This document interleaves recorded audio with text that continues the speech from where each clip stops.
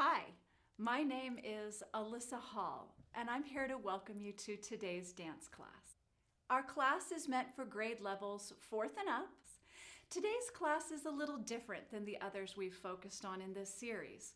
We've been looking a lot at technique, which is to say the right or wrong way to do a step, a movement, a shape, a rhythm. All of these are things we've explored so far for our series.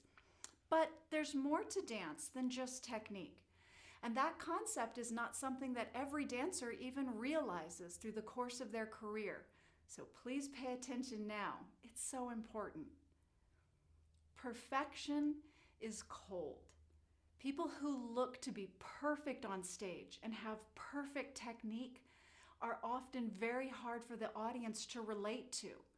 They can become so hung up on everything being just right that the performer forgets the main point of performing, which is to connect with your audience. The ways that we learn to connect with our audience is to find our commonalities, which is to say, what do we share? Emotions are something we all share. We've all felt the highs and lows of our emotional life, and we can use those experiences to fuel our dance and to give it character. Not just creating a character, but finding the spirit of a dance. To find the spirit of a dance requires that you listen closely to the music. What is the composer trying to say? What is the musician or musicians? What are they saying with this music as they perform it? Let that inspire you. One technique to help you find your emotions and convey them on stage is to use your emotional core. The emotional core of the body is right here in the center of the body, at the heart level. It includes the sternum and the clavicle. And we're going to talk a lot about how to use that to help convey some emotions when you perform. But it's not just about closing and opening your middle in order to convey an emotion. It also requires breath. Breath fuels your body for dance. You absolutely have to have lots of oxygen for your muscles to keep up with the demands of the dance itself. But that's not the only thing that your breathing can help with. It can help you connect to your music and your fellow dancers in a way that's completely unspoken and instinctual. Breathing patterns themselves will look at inhaling, exhaling, watching our sternum and our clavicle, and feeling through some of the emotions that might arise on their own instead of us telling them what to be. For the last part of our class, we're going to practice improv or improvisation. What does that mean?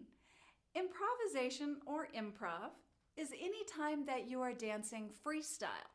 So if there's no set choreography or your teacher hasn't given you certain steps, what do you do if you want to dance? You just make it up, right? That's improv. And the fun thing with improv is it can help you find new and different movement.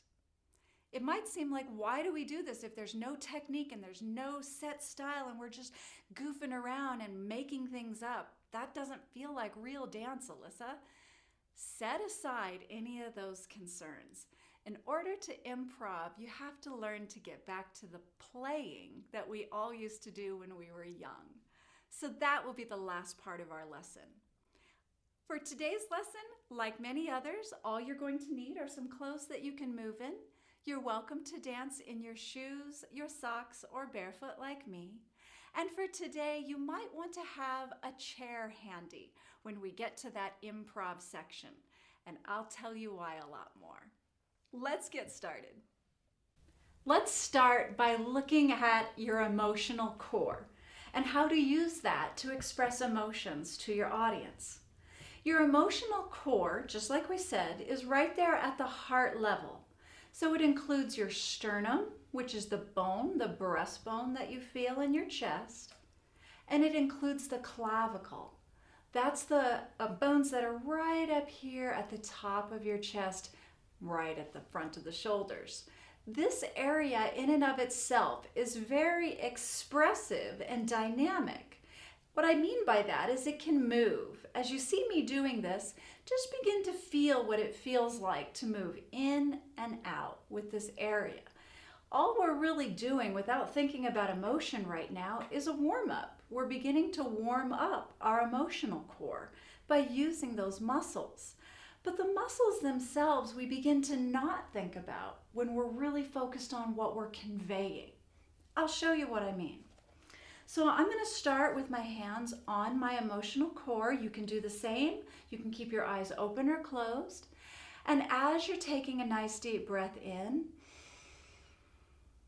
you can feel your chest rise. It goes straight up. You can also feel that your clavicle is open. It opens up. Everything is lifted and high. And if you look at it from the side, even though I'm exhaling by talking to you, I've kept my chest way up here.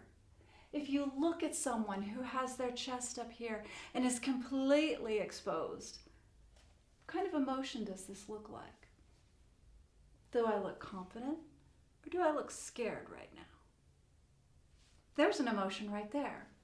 That's what we can go to as we begin to open. But what if we close our emotional core by exhaling? So let's breathe in. Hands on your chest, exhale. All the way. At the bottom of the exhalation, the shoulders drop, the chest caves in, and our gaze begins to come down. Just like we lifted with the inhale, with the exhale, we naturally begin to drop our gaze. What does this position, if I hold on to it, and the gaze, if I do nothing else, how do I look right now? Do I look that confident? What if I use a confident voice? It doesn't work, does it?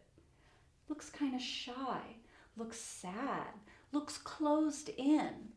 There are times in our lives when we're feeling very open and connected with other people, and there are times when we feel very closed in and very private and not as connected.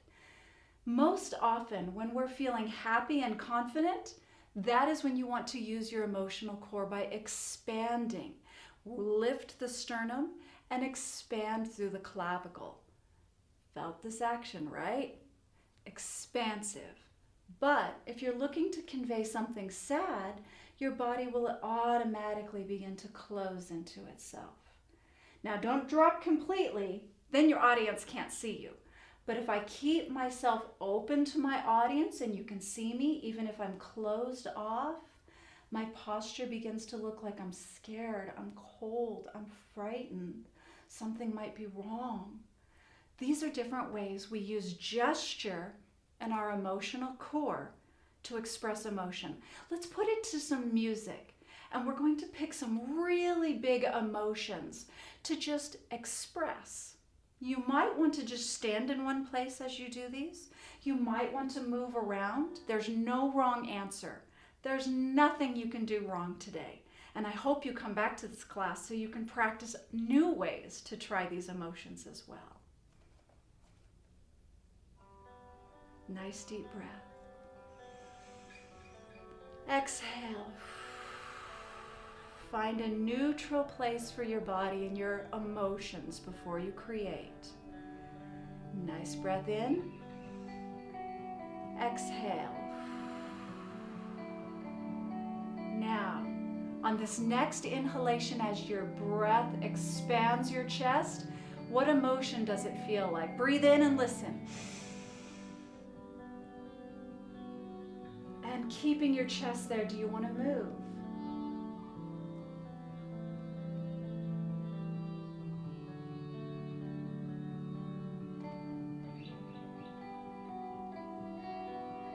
I feel happy when I go through this moment right now. My face doesn't just smile. My movement is smooth and connected. And my chest is up and lifted.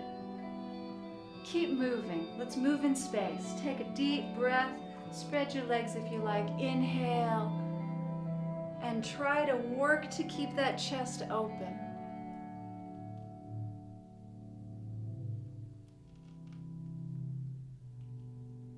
The music's changing.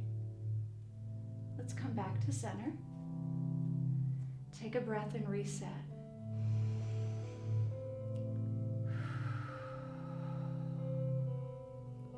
Let's fuel the next emotion as we listen to our music. We felt the expansion of the inhale. What about the contraction of the exhale? From that deep breath in, take a slow breath out. Feel your chest begin to move. And now as you drop into this place, let it become sadder for you. You might remember something that you lost long ago. You might remember someone who hurt your feelings. You might remember when you tried, but you felt like you failed.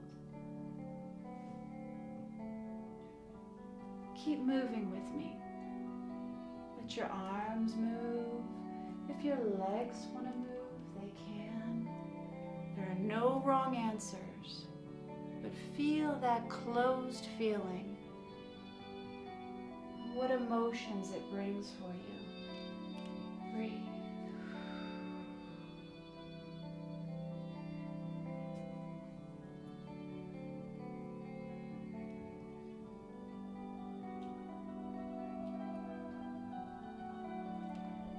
Good. Our music's beginning to change again. Let's listen to it and see where we go next. Take a breath. You can place your hands on your center if you like. Deep breath in and out. In and out. Come back to neutral. Find that place which is no emotion. It's just resting between emotions.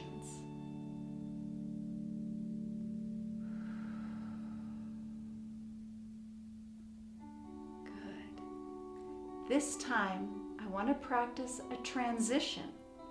Let's start with one emotion and then end with another.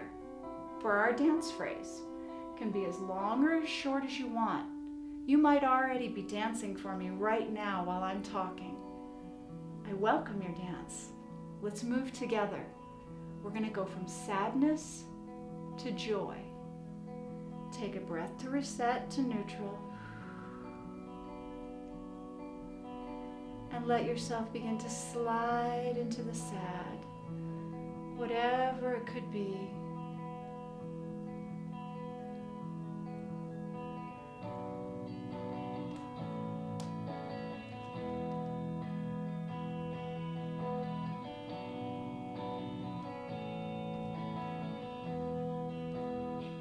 And whatever that sad is experiencing like, begin to change it. Maybe your story is about becoming stronger. Look at my chest. Look at my gaze. What does this look like? What does this look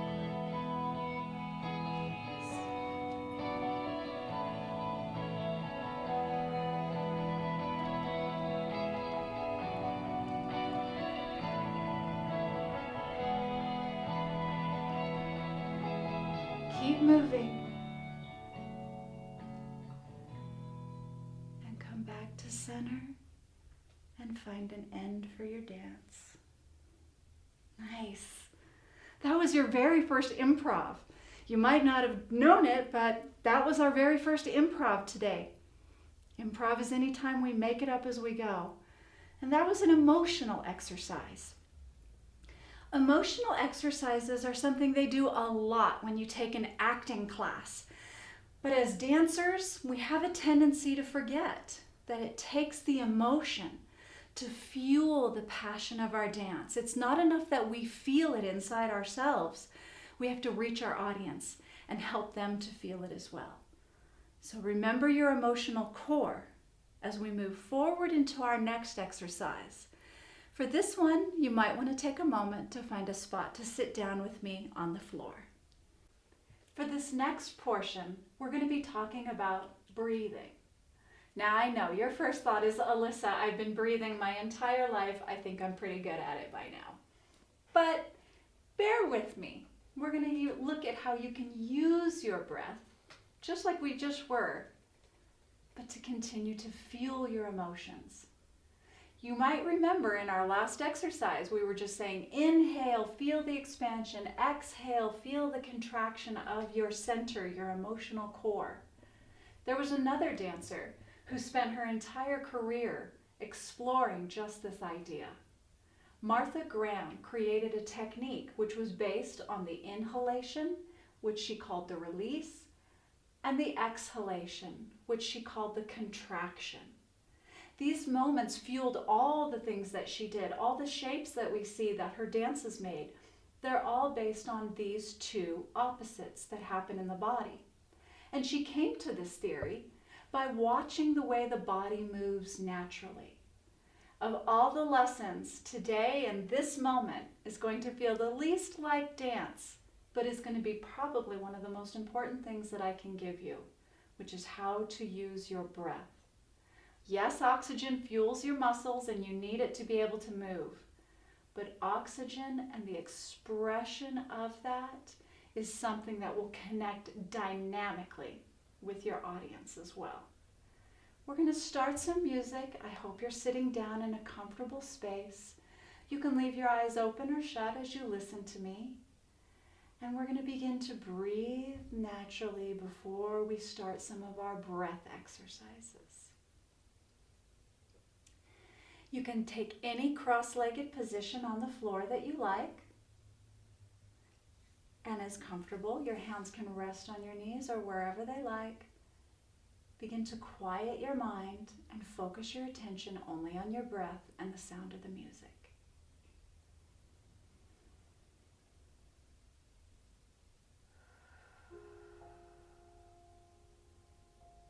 Take a few breaths naturally, without thinking about anything.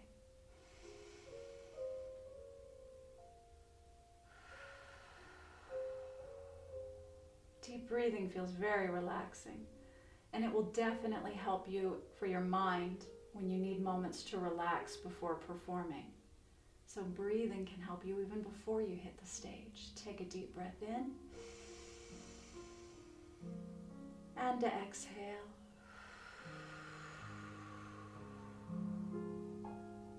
Don't be afraid to let your breath make a sound. Sometimes when we're in class, we don't want that sound. We don't want other people to hear us breathe. We're so quiet. We're so polite. Make noise with your breath. Let your fellow dancers hear your breath. Breathing in. Feel the expansion of the chest. That's the high release. And exhale slowly, letting the chest concave. Let your gaze come down. Let your body relax. Let it begin to curl into itself. This is the contraction. When Martha Graham used the contraction, she expressed grief, because when we are crying, we naturally hold ourselves in a tight contraction. We often begin to rock. Rocking is a form that gives us safety. If you find yourself beginning to go into these emotional states and beginning to move naturally on your own, go with it. Follow these today. Follow them every day. Some dancers will never hear that from inside themselves. Go looking for it. Breathe in and out. Contract. As you begin to breathe, let those breaths take on their own stories. Every breath. Inhale. This is a story of how I woke up and opened my eyes, and I exhaled and relaxed. What story is your breath telling me right now? Take a deep breath in. Use your face. Express to me how you feel. Show the camera just like you're looking at me. What if you're sad though? Can you find that place? Take a breath. Let the contraction follow you into the sadness.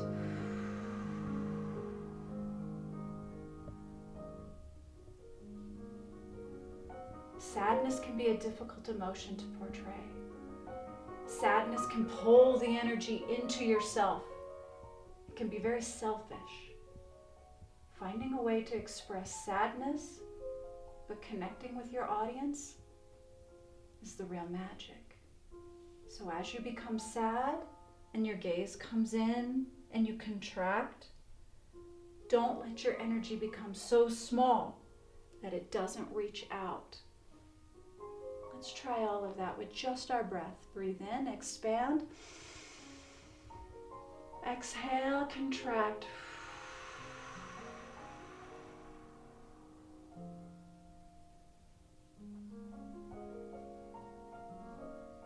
Every breath tells a new story. Think of your story.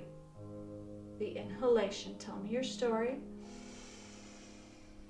Are you going to begin to use your arms? Do your arms move different when they're expanded? And if I do that exact move when my chest is contracted, it's hard. That's called a limitation, which we'll be looking at next.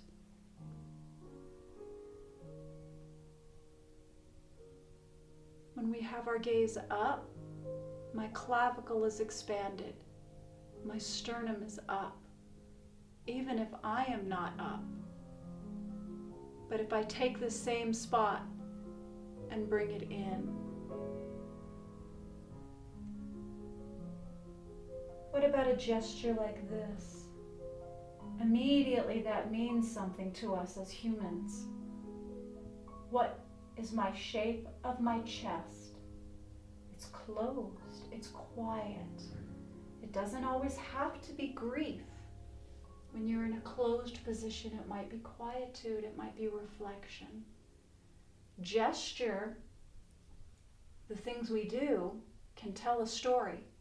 But what we look for as humans is the emotion behind the story, because that's what we can understand best and connect to each other best. And that's the best gift that we can give when we're dancers, is to create that emotion for people while they watch us and to inspire them.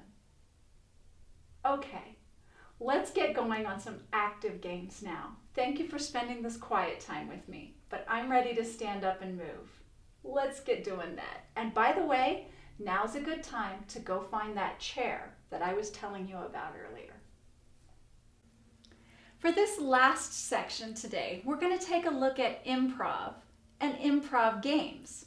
Now, improvisation, we've kind of been doing that for this entire class so far, because we've been making up movement and trying different things, thinking of emotions that we want to express on the spot, and then creating some kind of movement to go with that emotion.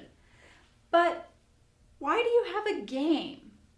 Well, the games themselves, they can be something new and different for a dancer or a choreographer to get them to find new material.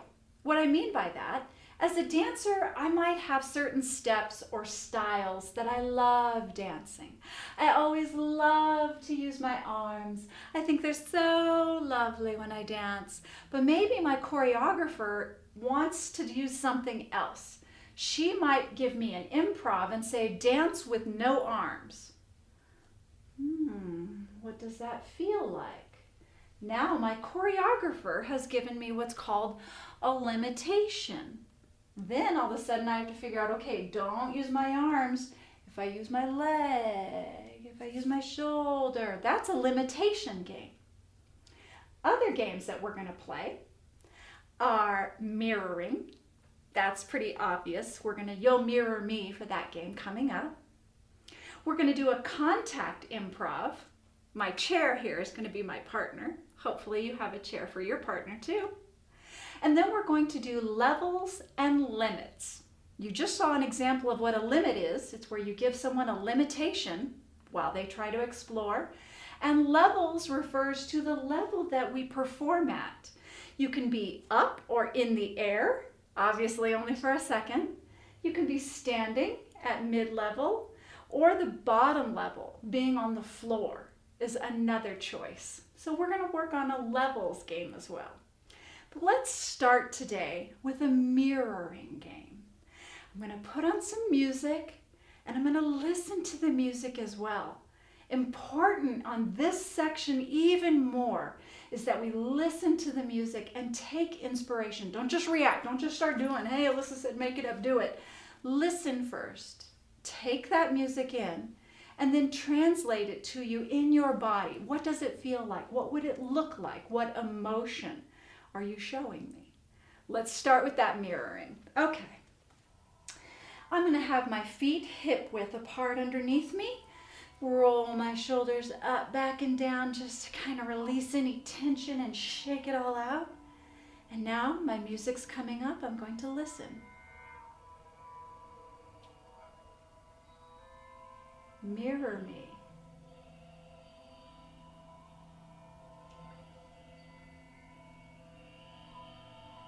Can you mirror my head as well as my arms?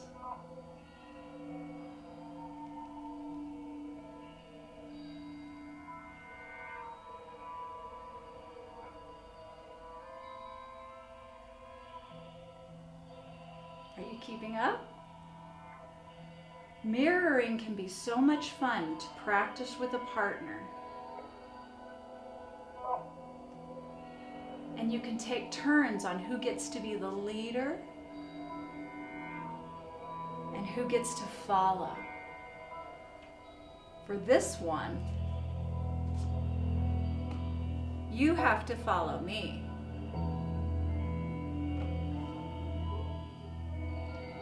But in a real improv, I could then follow you. Why do we do this, Alyssa? Well, it focuses your attention. When you're doing mirroring with a group or a singular partner, suddenly you become very, very intensely focused on that person. Every movement. Are they going fast? Do you have to catch up with them? Or do they move slow so that you can go with them? These are all interesting things that you can discover when you're doing a mirroring exercise. But mirroring's just one game. And I hope you can take it and play it with some of your friends or anyone who's at home with you right now. It's fun.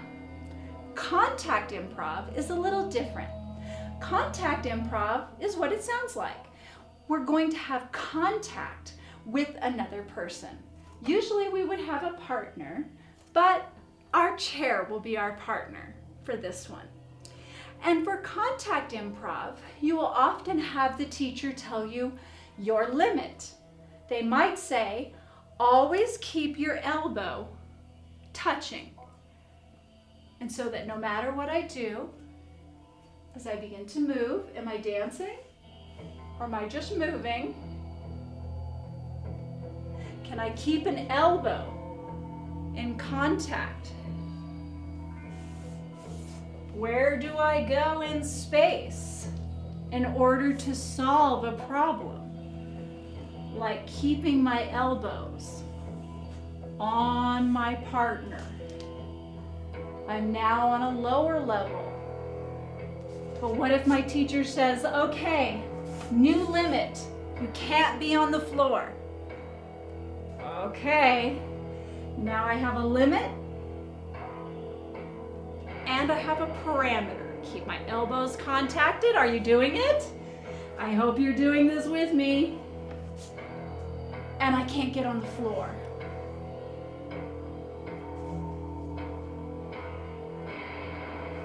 Don't stay there. Next choice. Don't be satisfied. Keep moving. New improv. Stop.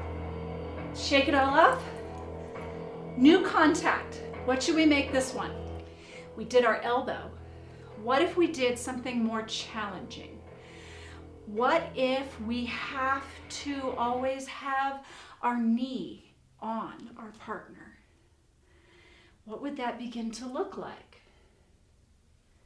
If I'm moving in space. Sometimes when you're doing an improv, you're also, oh, my knee came off, disconnected. I broke my own rule. Keep working.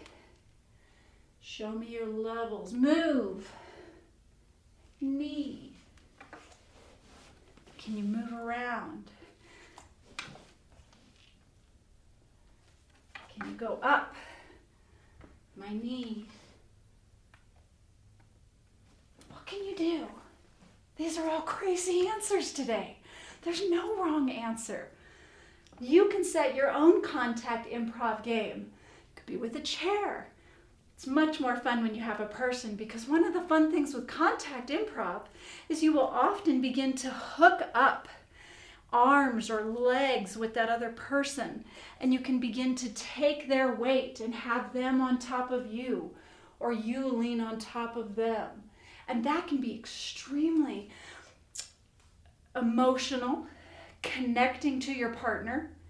And more than anything, it teaches you about how to relate to another dancer in space.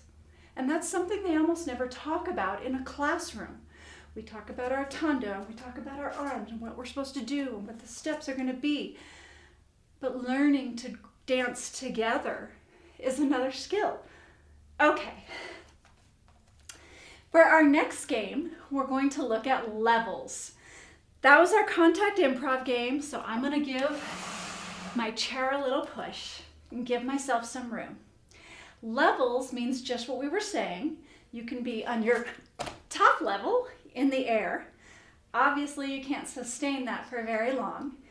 There's the level of standing or height. There's a lower level if I use the floor. And then there's the most bottom level, which is all the way down on the floor. Now, each one of these levels, they can also mean something. Your choreographer might be talking about something in their dance, and being down on the ground and connecting to the earth is part of what they're trying to tell their story about. So being able to be down and feeling comfortable on your lowest level is another tricky thing.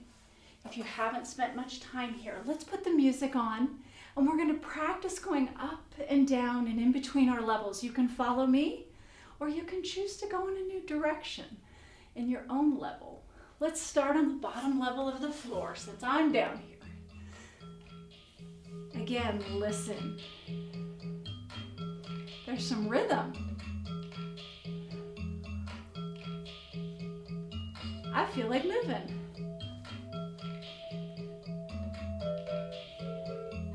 I'm on the ground. I'm using my lid level. How about you guys?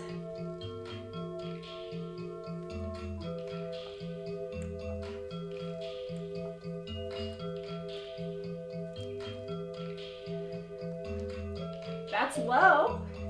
Can I use my levels and get myself up? I'm gonna get up to my next level. You can stay on the floor if you're enjoying it. I'm gonna get up.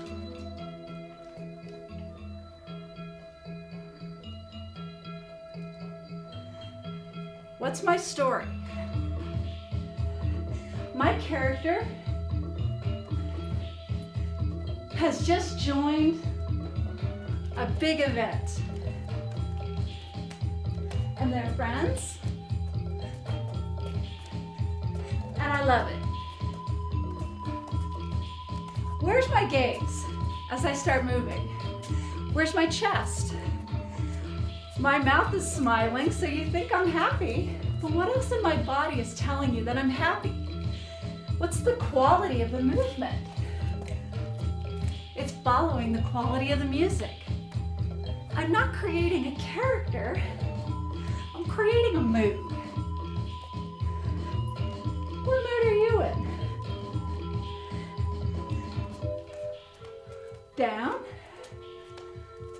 up, all the way up, go down, to the ground, bring it up, 5, 6, 7, jump, woo, keep moving.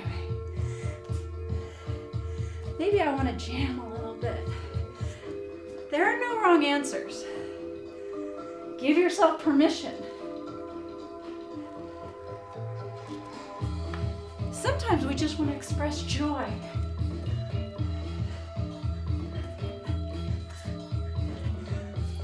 But what if we want to change? What if I want to go against the music?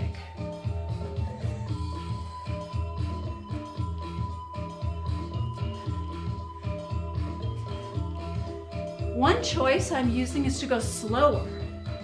Instead of following the rhythm, I'm going against it. Smooth. Resist. Resist. Resist. Yeah? Down. Up. All the way out. Back and forth. What are you doing? Dance with me. Let's have fun this last moment of class. And freestyle. In dance, there's not enough permission to have fun. Yes, and that is the essential message of every improv class that we ever take as actors. Yes, and that means I accept what you're doing and I'm going to add to it. I'm not going to fight your choice. I'm going to love it. I love your choice. Keep making them.